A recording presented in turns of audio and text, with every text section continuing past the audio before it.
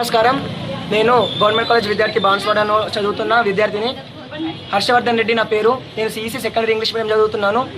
మేము ఫస్ట్ ఇయర్లో ఎప్పుడైతే వచ్చామో అడ్మిషన్స్కి, అప్పుడు వాళ్ళంతటా వాళ్ళే వచ్చి మా కాలేజ్ ఇలాంటిది అని బెస్ట్ కాంప్లిమెంట్స్ ఇచ్చి కాలేజ్ మీద ఇంట్రెస్ట్ వచ్చే తెచ్చింది వాళ్ళే. మేము కాలేజ్ బాగుంది కదా, ఫెసిలిటీస్ బాగున్నాయి కదా అని రీసెర్చ్ చేసి వచ్చినాక మాకు సివిక్స్ టీచర్ లేడు. మేము ఫస్ట్ ఇయర్ మొత్తం సఫర్ అయింది సివిక్స్ టీచర్ వల్లనే. మా సివిక్స్ టీచర్ వల్ల నా స్టేట్ ర్యాంక్ మిస్ అయింది. నాకు సివిక్స్లో కింద మీద పడితే 50 మార్కులు వచ్చినాయి. 1 ఇయర్ నుంచి ఒక్క క్లాస్ కాలే. ఫస్ట్ ఇయర్ సెకండ్ ఇయర్ కలిపితే 5 క్లాసెస్ కూడా కాలేవు మాకు. గ్రూప్ 1, గ్రూప్ 2, గ్రూప్ 3 విన్నపం చేస్తున్నా. మాకు సివిక్స్ టీచర్ తొందరగా రావాలని కోరుతున్నాం. నేను జూనియర్ కాలేజ్లో చదువుతున్నాను. గవర్నమెంట్ జూనియర్ కాలేజ్లో చదువుతున్నాను, బైపీసీ గ్రూప్. మాకు జువాలజీ సార్ అసలు ఏం కూడా చెప్పాడు. ఎప్పుడు చూసినా క్రోమ్లో చూసి చెప్తాడు. ఇప్పుడు 3 మంత్స్ నుండి 4 చాప్టర్స్ కంప్లీట్ అయినాయి. అందులో ఒక్క వర్డ్కి మీనింగ్ తెలీదు. ఒక సబ్జెక్ట్ అసలు అది ఏందో అంటే కూడా తెలీదు.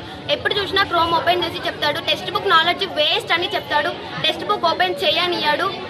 మేము ఆల్రెడీ ప్రిన్సిపల్ సార్కి 2 times 3 times కంప్లైంట్ ఇచ్చాము, బట్ సార్ పట్టించుకోలేడు. అందుకే మేము ఈ ధర్నాను మేము డిసైడ్ చేసుకున్నాం. ఆల్రెడీ ఫస్ట్ ఇయర్ వాళ్ళకి చెప్పాము, సార్ వాళ్ళు పట్టించుకోలేరు. అందుకే ఫస్ట్ ఇయర్ సెకండ్ ఇయర్ కలిసి ఆర్డీఓ ఆఫీస్కి వచ్చి ధర్నా చేస్తున్నాం. సార్ని ప్రొవైడ్ చేస్తారని సంబంధించినటువంటి విద్యార్థులు తమ సమస్యలపై ఒక వినతి పత్రం సమర్పించినారు. వారికి ముఖ్యంగా ఏంటంటే అక్కడ జరుగుతున్నటువంటి కొందరు లెక్చరర్స్ సరిగా పాఠాలు బోధించట్లేదనేది వాళ్ళ ప్రధాన డిమాండ్, ఉద్దేశము. మన శనివారం నాడు కూడా వాళ్ళు కాలేజీలో ఇదే విధంగా వాళ్ళ ప్రిన్సిపల్ని వాళ్ళు అడిగినట్టుగా తెలిసింది.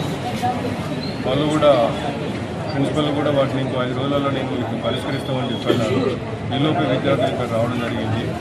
సో వీళ్ళ సమస్యలు ఏవైతే ఉన్నాయో వాళ్ళు చెప్పినవి కూలంకషంగా పరిశీలించి వీటిని పరిష్కరించే దిశగా మేము చర్యలు తీసుకుంటాము. ఇది 1 అవర్లో ఈ ప్రజావాణి అయిపోతుంది. ప్రజావాణి అయిపోగానే ఆ జూనియర్ కాలేజ్కి వెళ్ళి ప్రిన్సిపల్తో అట్లాగే విద్యార్థులతో కూడా ఒకసారి మాట్లాడి సమస్యతో తెలుసుకొని వాటిని చర్యలు తీసుకుంటామని చెప్పి